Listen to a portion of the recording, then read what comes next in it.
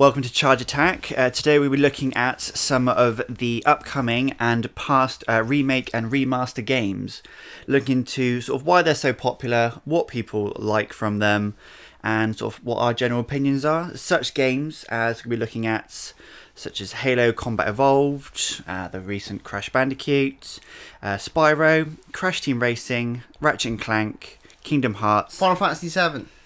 That's the upcoming ones. Yeah. Destroy All Humans and Final Fantasy VII. Woo! So we're going to go through, talk about these games, what we have played, seen, liked, don't like, and just general thoughts and opinions because they are such a massive part of gaming at the moment. We thought we'd give them their own time in the limelight again. Due care and attention. Exactly. So everyone knows these games were very popular back in the day when they came out on their original consoles. Spyro, Crash Bandicoot, they were the key flag point games of some of these consoles. So to see them come back being remastered and remade to a degree on the next gen consoles was a nice nostalgia trip for a lot of people. Do you think that's why they're so popular, just because it is the nostalgia? Definitely with Spyro and Crash Bandicoot, those trilogies, they are going absolutely purely off nostalgia there. There's no work there for new implementations. There's a couple of new little features that they've added. Mm-hmm. Quality of life features. But they've not been made... They've not created these games and put a more intricate reasons to pick them up. And that's the exact reason I didn't pick up either the Crash trilogy or the Spyro trilogy. It's because I still have access to those original games. Mm-hmm. If I'm just getting a graphical overhaul, for someone like me, as someone that plays games a lot, I don't need a graphical overhaul to be able to appreciate the old great games. Yeah. I can still appreciate them for what they're worth.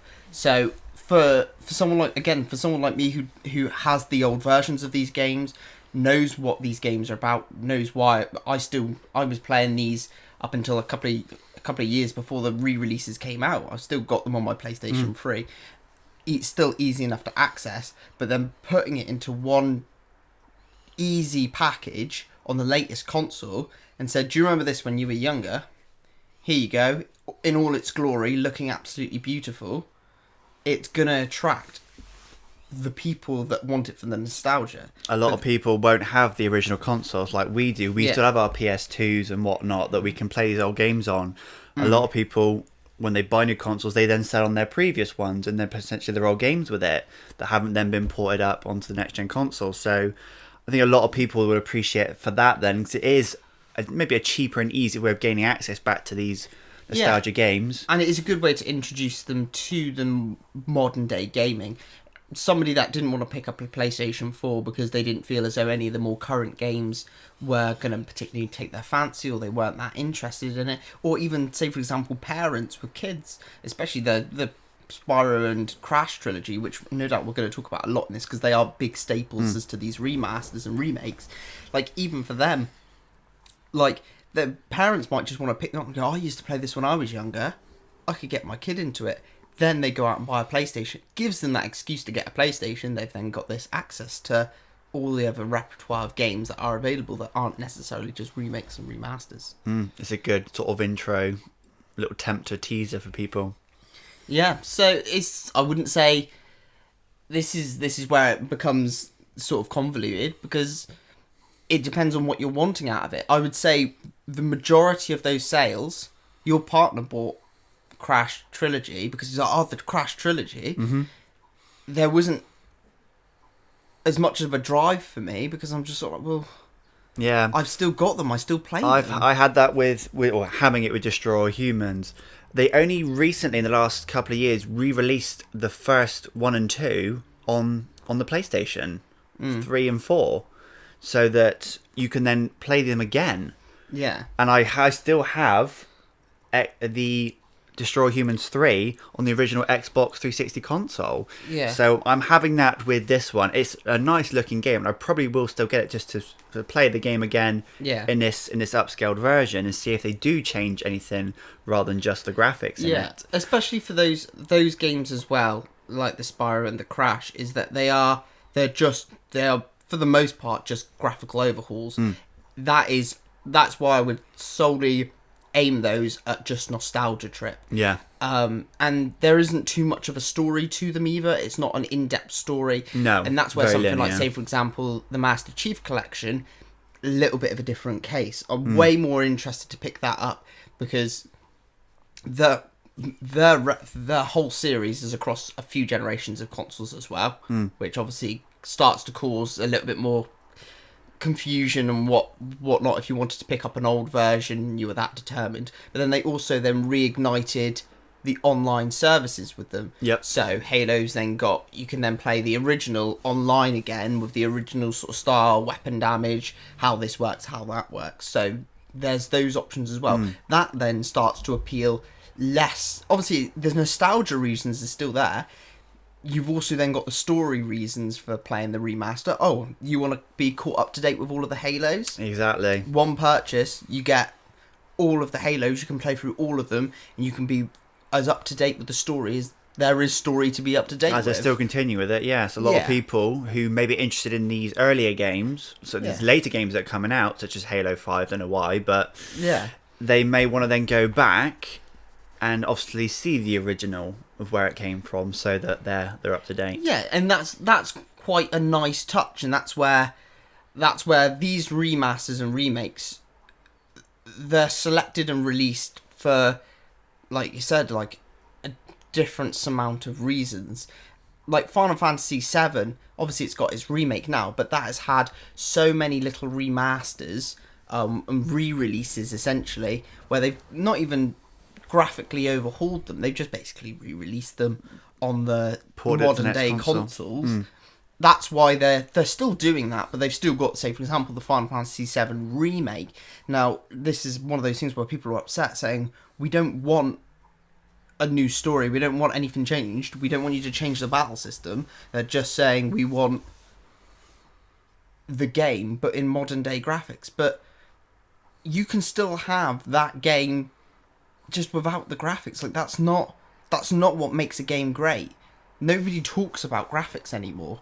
It's a nice touch and it's visually appealing for your eyes, but if the game doesn't play modern, then it's almost pointless. Like, especially with something like Final Fantasy VII's Remake, the new combat system in that looks really great and really fun, and it's modern, so it's quick action, it's visually appealing and whatnot, it all works together. If you brought in the old combat system into a modern game, you've just got a really cool looking simple way of playing a game, because Final Fantasy VII's battle system was very, for all intents and purposes, it was just simple. And this is where I've got a bit of an issue with Crash Team Racing, because it feels 99% or 90% exactly the same as it used to feel on the PlayStation 1. Yeah. However, there is one tiny little thing that I don't like in where they've smoothed it out, is that when you go into a drift, is you used to be able to hop into the direction that you wanted to drift and then immediately start pulling away from the drift to bring your drift as far out as possible. Now, because they implemented it so that you have to continue facing the way that you're hopping to start the drift, it now doesn't play like it used to play on the first one. So now if you said to me, would I rather play the remake or the first one? Because that little change, yeah. Because of that little change, I actually prefer... That covers the point of sort of how well they've done then, really. Some games seem to have done better with just obviously improving upon what's there in terms of graphical. Yeah. Where others seem to have implemented slightly new mechanics and a few changes that may seem small to some people, but as yourself obviously notice the little things, it can sort of really throw off the whole... You had this issue with Crash Bandicoot as well. Less so with Spyro. It was a little bit easier to work with on Spyro, I would have said. But do you remember? I'm not sure if you remember this, but Crash Bandicoot, the trilogy, when that came out, everybody was talking about the high ropes level where you have to jump over the gaps planks, and the wooden planks, and you have to. And there's a couple of little bits in there. There's just 2 or 3 little jumps where, in the original PS1, there was no such thing as momentum. If you jumped and then held forward, you'd immediately start going forward at the full speed. However, they brought in the momentum that was originally introduced in Crash Bandicoot 3. They brought that momentum into Crash Bandicoot So 1, brought it back. which to doesn't work when you've only got 2 character lengths of space to do the jump in, so you can't build that momentum that you're supposed to be able to build. And that's where people were saying, I can't remember it being this hard. It didn't used to be that hard, because it used to be that you would easily be able to make that jump. You now have to configure the way that you play this game, which isn't strictly then a direct remake as to what what's supposed to be, because I'm playing it differently to how I used to play it in the past. And that's the same issue that I've got with Crash Team Racing. It's only a small difference, but it's enough to notice when you're playing it, and it's enough to put you off.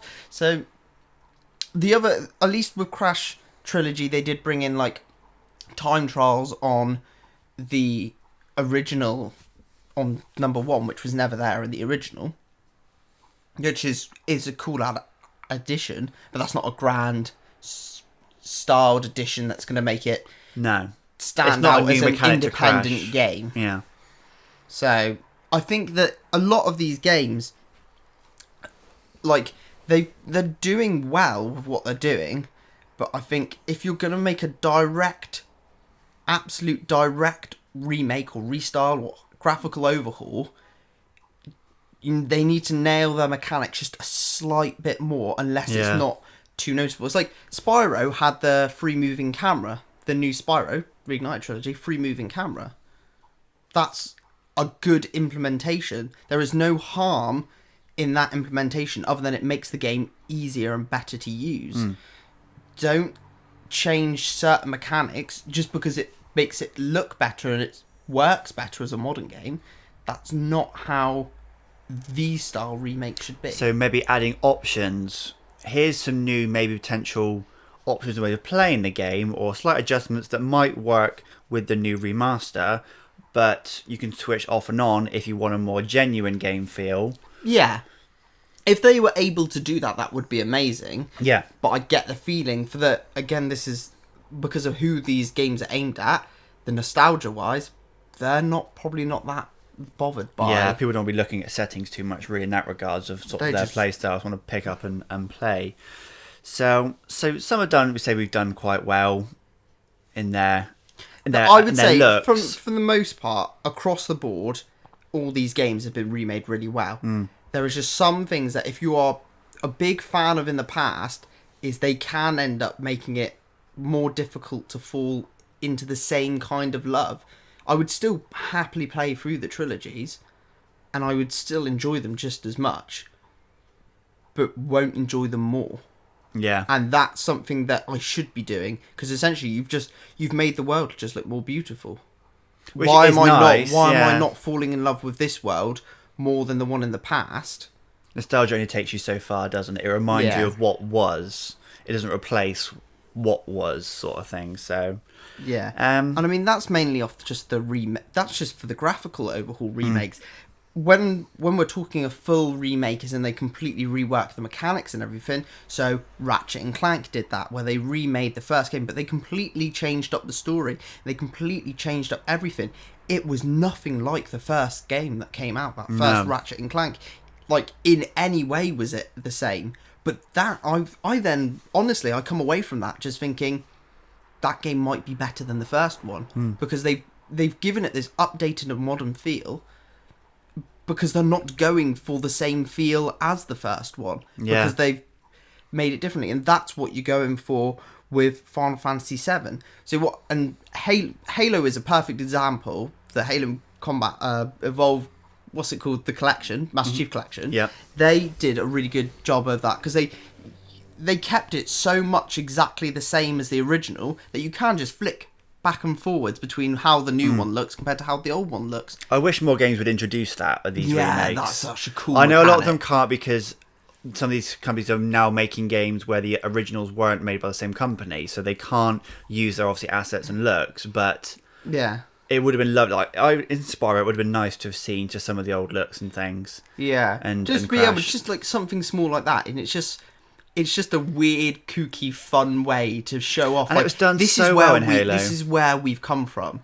This is where we are now. Look at what we can do, and that makes you appreciate it. And that's why I think the Master Chief Collection is definitely one of the better remakes or remasters. It was so done. The transitions were like, it felt like you just blinking and then you're going back into it in like what it looked like. It wasn't this awful like sudden like jitter and like a jump and then you were there. There was no loading of it. It was just there, just to switch to. Yeah. And it was so nice. Yeah. There was a few little technical difficulties with it, like if you're like shooting behind a rock. Yeah. In old mode, you would be shooting the rock, but in the new version, you would be shooting past it. Yeah. So there are a few little technical things like that. But I mean, that's wasn't, minimal. It wasn't unless you were playing through on Legendary and every single little thing counted. Then you had to just switch between the modes, which then was available to you, so you can perfectly forgivable. Yeah, but that was the only thing that I ever noticed that was an issue with. Yeah. And So I mean, minuscule. As a general consensus, I would say definitely they're all of these bigger remakes that held to a good mark. I would say. I personally preferred Spyro over Bandicoot myself, only because I played Spyro when I was younger myself, so that was more nostalgia.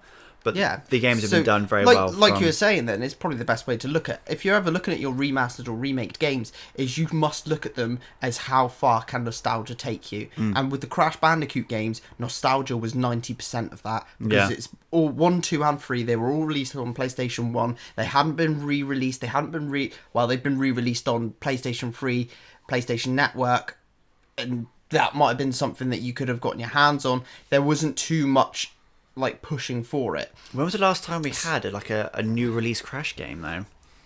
Oh, Clash of the Titans. What console was that? PS2? That's late PS2, I believe, or early PS3. So this was a more of a nostalgia trip, I think, for some people, because Spyro still had some Xbox 360. We still had Spyro games coming out. They were very different. There was a couple of like the Clash of the Titans and Crash to Insanity. A lot of people weren't.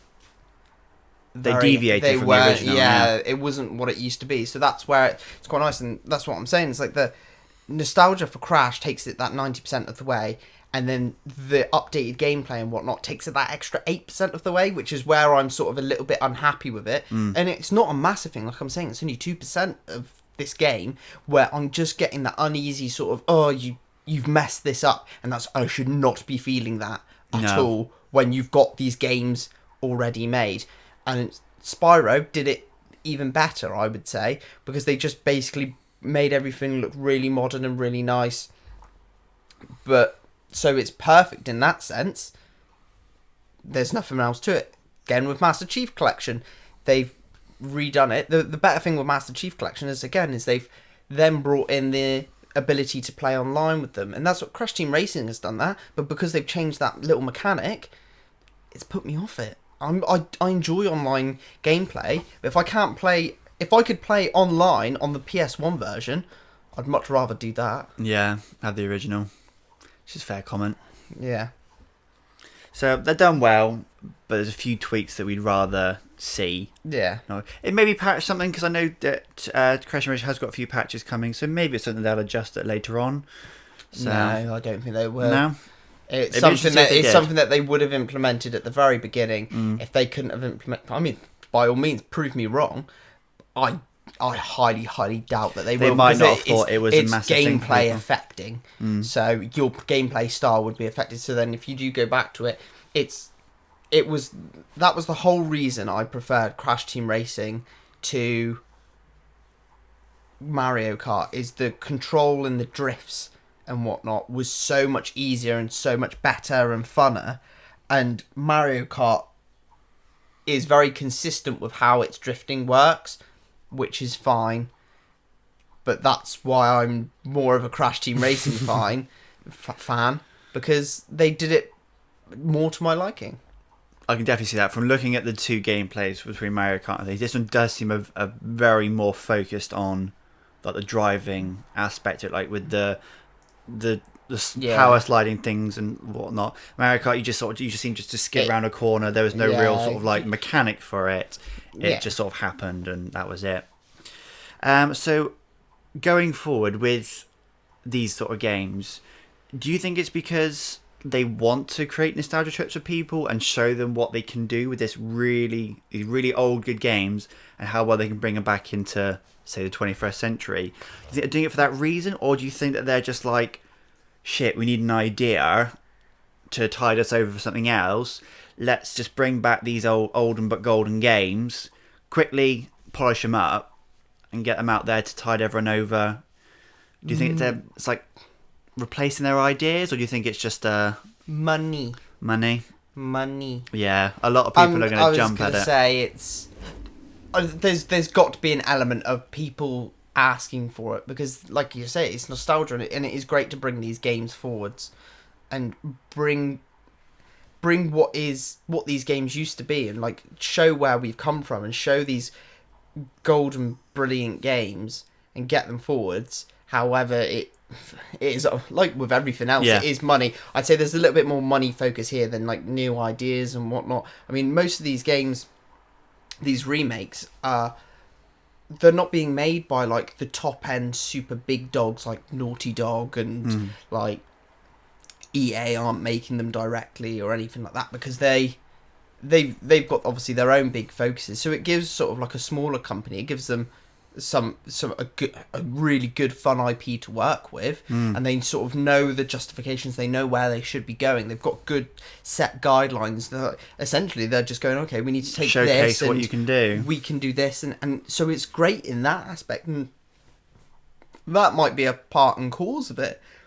It means that companies are able to get a game out there that people want, that will sell well, where they can put a little bit of money into it with a smaller company, help a smaller company. I'm sure an element of that is implemented and is worth noting, especially for like when you've got to give the right companies the appreciation. But you know that when Activision are suggesting these things, because it's Activision, you know that they're doing it because they want there's money to be made. They know that money is to be made there. They know. They don't look at it and go, oh, people are asking for this, we should make this because people are asking for it. They look at it and they go, people are asking for this, we could make this and get some money off of it. Yeah. It was nice to see that these games, when being made, weren't coming in like with the AAA price tags. Yeah. Because they could have cashed in a lot more. They were sort of £35, which is cheaper than some games that were coming out at the time. So it was nice to see they weren't like... And that's sort of where you gain a little bit more respect for them, because like the original, like the trilogies, you're getting 3 whole games there. Don't get me wrong, the games back then were smaller, and these games are smaller. Like they're essentially, these are like, the trilogies are the equivalent, 100%ing them is the equivalent to completing one Final Fantasy game. Obviously it's give and take, different styles of games and whatnot. You can't have a Crash Bandicoot game that is 50 hours long. People would kill themselves before the end. Games like that can't last that long. And they couldn't physically fit them on the older discs beforehand. And that's what you've got to take away from it, is that they, like you said, they could have been charging a lot more, but I do feel like if they charged any more, people would start questioning. Yeah. Like, we always complain about EA and their microtransactions and their loot boxes. Activision are just as bad, but Activision seem to do a very good job of sort of going under the radar. They completely monetize the hell out of their Call of Duties, but they do it just to the point where they annoy people, but don't cause an uproar. EA have no sense of that. They just go, get money. Yeah. Don't care how. And that's... If these trilogies were remade by EA, they'd be 25 quid per game, I reckon. Yeah. So Crash 1, 25 quid. Crash 2, 25 quid. Yeah, there'd be purchasable skins and... Yeah, and like... purchasable side quests that they just stuck on and bolted on, like... that people will, unfortunately, buy. Yeah. So, in that sort of respect, it's just a safe bet of money and a good way to get it in. I'm not sure that companies are like running out of ideas. Don't get me wrong, obviously it's much harder to create good quality games now. So in a certain sense is probably just what I'd call a safety net. Yeah, using a good game that's been out already. Yeah, and then just bring it into the modern day as a way to help people that miss their gaming addictions. And taking them away from their partners and their children. Win-win. Win-win. So, obviously now that we've seen the ones that we've had, and they've all been good in their own little ways, and what we've seen coming up, and how awesome they look, What game, if you could pick one, would you go to the developer and say, right, this needs a remake or a remaster, or even just a port of some sort into the... My one game, and this is going to be one of those super controversial ones. I love a bit of controversy. I love a bit of controversy. And if anybody is listening, I'm sure you will agree with me, is Metal Gear Solid. So, number 1, number 2, number 3, number 4, number 5 is on PlayStation 4 and Xbox One. That is a storyline that Kojima created a masterpiece there. These are considered some of the best games ever. Unbelievably amazing. We won't go into it. Like, they've got enough of a strong reputation for anybody that is listening to know what Metal Gear Solid is. Mm-hmm. If you don't, is Google. There you go. He'll answer you. These games are extremely well critically acclaimed. Extremely well. But the first one is on PS1. The second one is on PS2. I'm not even 100% sure because I got so mixed up. Third one was on PS2. Fourth one's on PS3. Fifth one's on PS4. I don't have access to something that plays the PS1 at the moment games, so that's immediately starts to cause me a problem. Yeah. I'm not even sure, like, the story is so convoluted and confusing that you need to have played all of them to fully understand it. This is what I mean. It's like, it's all higgledy-piggledy. They're all over the place. But they obviously, when they came out in linearity, it's not so bad because you upgrade your console, then you buy the next game. Mm-hmm. Upgrade your console, then buy the next game. So that all worked fine. But this game is now, I'm too late to the party. So if you want me to get into that, I would if they brought out a remake or a remaster, like, it doesn't have to be Metal Gear Solid 5 quality because that game is beautiful. But bring these all together in one big collection. So do another Master Chief Collection. Master Chief Collection, and just sharpen it up a little bit, because these, number 1 is very, very dated, but it would be very hard to undate that because it all works off of the whole old tank control system and whatnot. Just polish it a bit. Sort of like the re-releases that Final Fantasy VII did on PlayStation 4, where you just run smoother, add a couple of little polygons, features. Yeah, that sort of thing. That's what I would think would be the piece. I think people would be happy with that because they're such a massively loved designed game. It would be amazing. However, obviously, with everything that's happened with Kojima and leaving Konami recently, there is obviously a big bit of controversy there as to. Because essentially those games are nothing without Kojima, and you know that Konami would just go, well, they'd probably release it all on one disc, so you have to pay 50 quid for the disc, and then you'd have to pay an extra $5 per time you want to unlock the next disc. That's the sort of people that Konami are. So for me, that would be mine. What have you got? Mine, I'm going back to the PS1 here. I loved this game as a kid. It frustrated the ever-living hell out of me because it was the first time I'd ever played a game that was not just straightforward. It had puzzles, you had certain items and equipment, you used certain skills and things. It was Sheepdog and Wolf. Do you remember that game? I've got that game. I think I had it here somewhere as well. That game, I loved it to bits. It frustrated the ever-living hell out of me because I could not figure out some of the puzzles. But to have a game like the Looney Tune based game, and have it where it wasn't just like, it wasn't so obvious and in your face. That game had a really high learning curve for a children's game, essentially. I remember playing it with my dad, and he even lost his wit with it. Yeah. At one level, you have to defuse bombs, and we could not figure out the pattern to do it, and we were there for hours. And now that I actually, probably 5 years ago now, actually went back. Yeah. And I had a PS2 and I bought the game again, and I went back. I just went through this bomb section first time. Yeah. It was so obvious at the time, but we just couldn't grasp Graphically, that game is very dated. Oh, yeah. Again, for that one, I mean, just going off of my Metal Gear Solid one, I would want them to keep it exactly the same, but have it a little bit more modernized. Yeah, I'm not looking for like a full 4K remake. overhaul. Just give them a bit more shape, because it was very blocky for a lot Yeah. of things. Just That was like sort of just after 3D had been invented. yeah, Yeah. it was like the 64 sort of Yeah. kind of time range where round things were like triangles. Yeah. So a few more. Anything that was a circle was actually just a triangle at that Exactly. point. It looked- Just refine the edges, maybe update the UI a bit and things like that. Yeah. And I'd happily play that game again. Yeah. Because I didn't actually end up completing it in the end, because I then just found stuck on another puzzle. Yeah.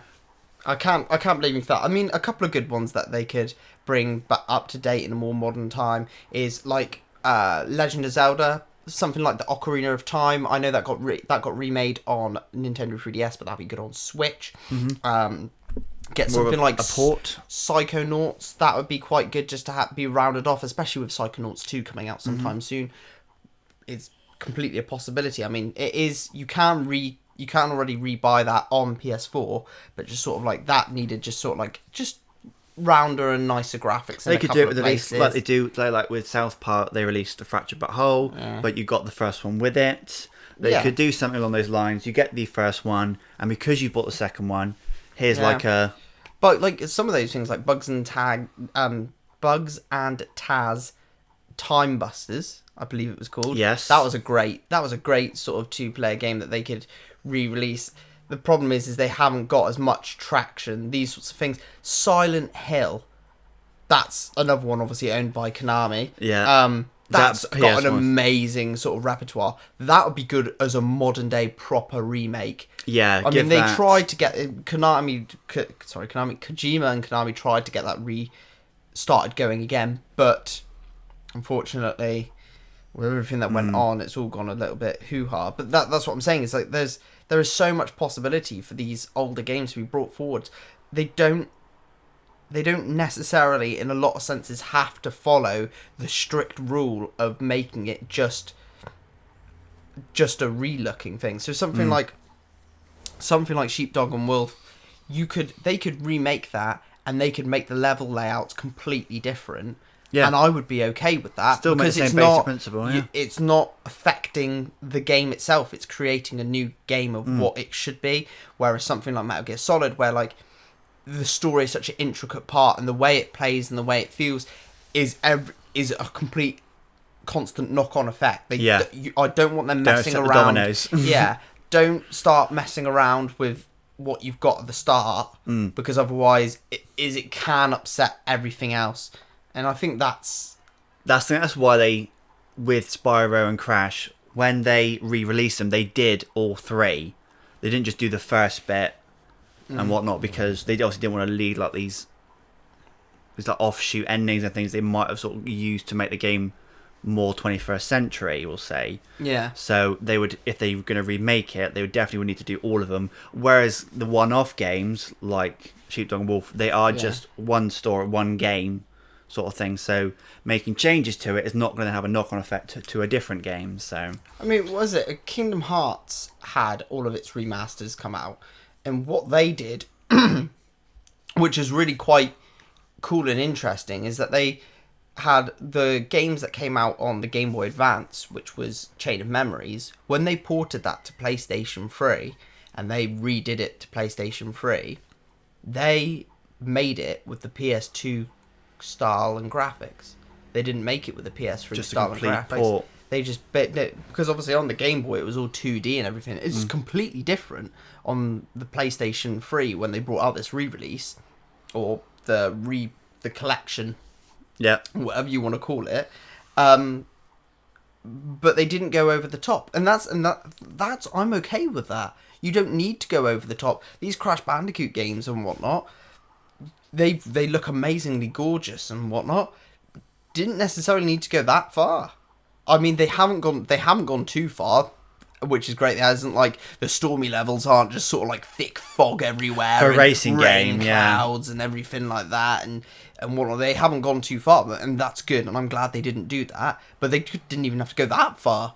They could have No, it's just just they a blur could, when you're going that fast anyway. Yeah. So which is something that gaming companies should consider, really.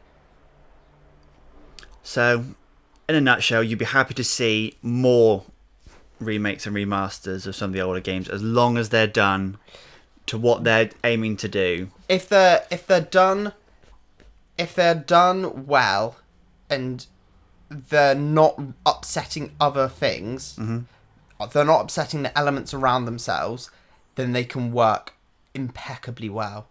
Remakes and remasters, I think, are just as much of a delicate work as a brand new IP is. You need to be careful with what you're doing, because you're playing with something that people already know and like. Yeah. You don't want to start making silly decisions or different decisions because you think, oh, this looks like it would fit well.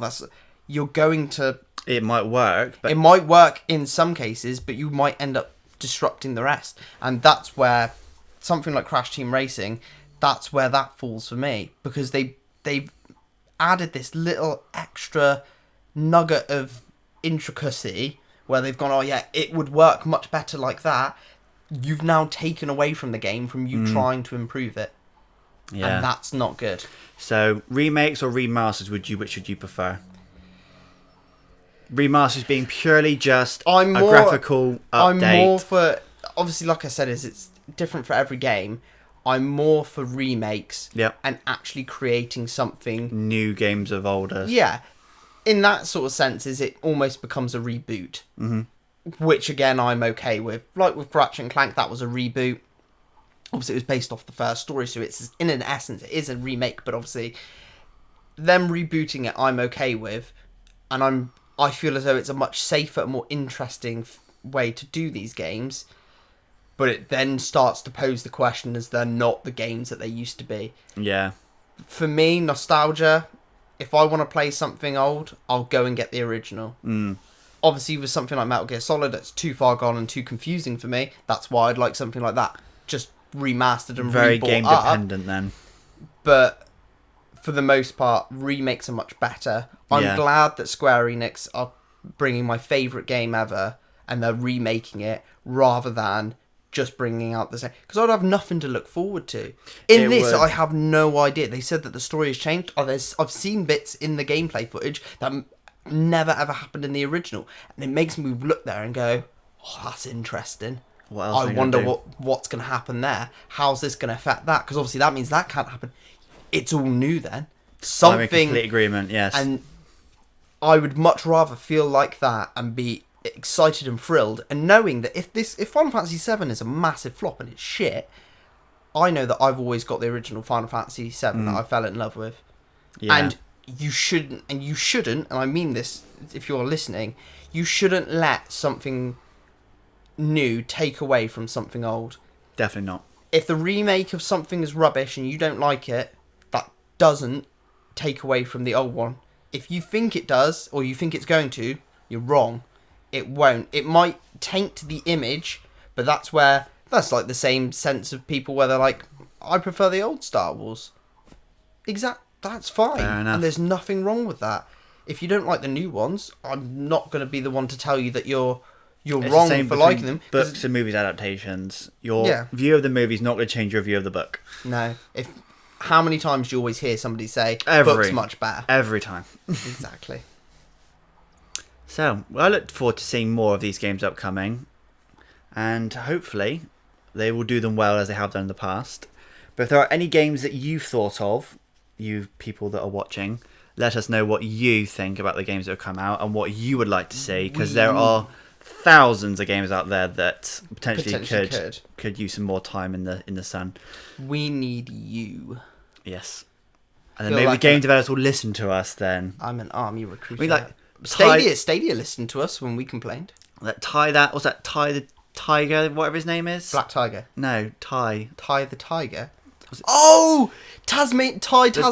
Oh, I know. Ty Tasmanian Tiger. He throws boomerangs. How good would that be? That should be the ultimate game. It just came into my head that is an amazing idea. Exactly. Ty the Tasmanian Tiger. Just Spyro that. Perfect. Done. I'm ending it there. Yeah. Bombshell. Enjoy the rest of your day. Bye.